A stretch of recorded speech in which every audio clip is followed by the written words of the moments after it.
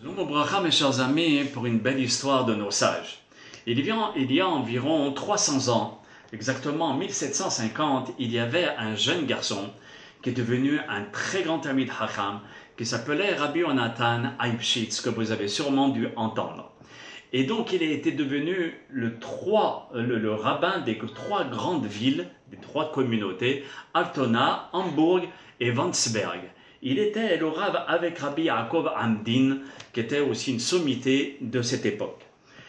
Et lorsqu'il avait à peine 3 ans, il était si célèbre, Rabbi Yonatan Eibshitz, si célèbre pour sa sagesse, pour son intelligence, pour sa chokhma, que toute la Pologne en parlait.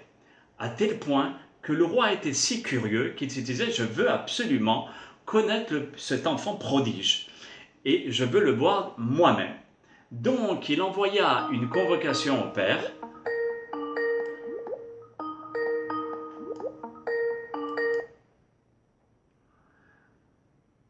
Donc il envoya une convocation au père.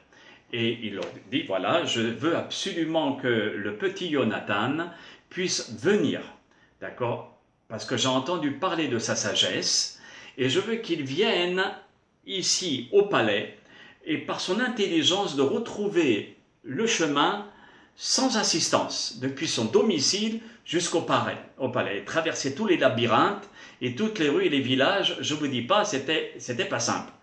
Et donc, il y avait plusieurs milles, d'accord, qui séparaient la maison du palais. Bien entendu, le père de Rabbi Yonatan Eibshitz était obligé d'écouter le roi. Donc, le lendemain matin, ils ont habillé Rabbi Yonatan de ses plus beaux vêtements de Shabbat, et il le bénit, et il l'envoie en dehors, d'accord, espérant que tout ira pour le mieux, et avec cette bénédiction, tout ira bien.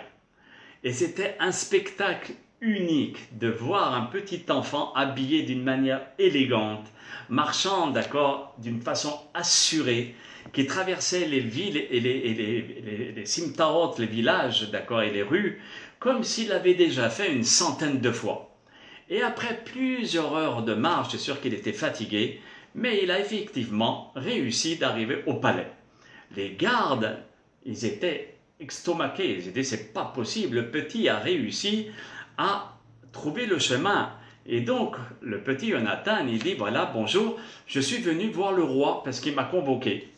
Quelques minutes plus tard, ils ont fait rentrer le petit dans le palais et toute la cour était assise avec le roi qui s'émerveillait de cet enfant précoce. Et le roi, d'accord, a réclamé le silence parce qu'il y avait beaucoup de personnes qui étaient en train de dire c'est incroyable cet enfant, cet enfant, cet enfant. 5 pour les Tunisiens.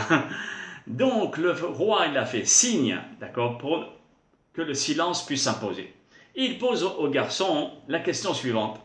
Mon garçon, comment tu as réussi à trouver le chemin de chez toi jusqu'au palais? Comment tu as fait? Il dit, Majesté, c'est simple. Je demandais, et à chaque fois qu'on me disait la route, j'allais, et puis voilà, tout simplement. Alors le roi il se dit, mais il n'y a pas une seule personne qui t'a dit le contraire. Est-ce que peut-être qu'un va te dire à droite et l'autre va te dire à gauche? Comment t'aurais fait dans ce cas-là si tu entends deux directions différentes? Il dit, bah, c'est très simple. Dans ma Torah, on a un klal, on a une généralité. C'est qu'il faut toujours suivre la majorité. D'accord? Donc, c'est quoi la majorité? C'est que j'aurais demandé à une troisième personne et selon la majorité, j'aurais pris la direction. Alors, tout le monde était en train de dire oui, c'est très très bien, etc. Mais,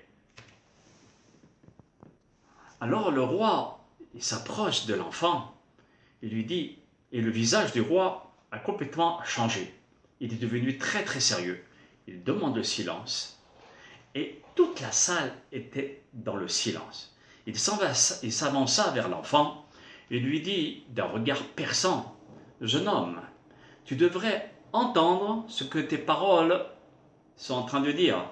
Tu es en train de prononcer des paroles, écoute-les. C'est que tu aurais, d'accord, tu es en train de me dire que la Bible vous dit qu'il faut aller d'après la majorité. Alors normalement, selon ce que tu dis, tu dois écouter la majorité. Et la majorité, c'est nous, c'est le christianisme. Donc tu dois absolument abandonner le judaïsme pour pouvoir suivent la majorité. Et le public, naturellement, s'est éclaté de rire et avec des applaudissements devant la sagesse du roi.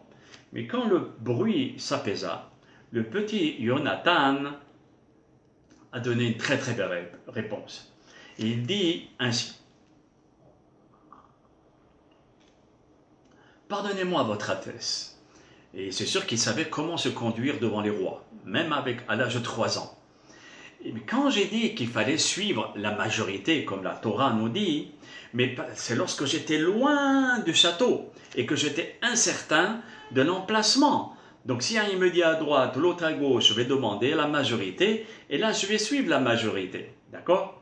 Mais si maintenant je suis devant vous, je vois le roi assis devant moi, d'accord, et tous ces ministres qui sont ici, et que tout le monde me dit non, c'est pas le roi et c'est pas les ministres, c'est évident que je n'écouterai personne, parce que je suis convaincu que cet endroit, c'est le palais, et que la personne qui est en face de moi, c'est le roi, donc j'ai pas un doute.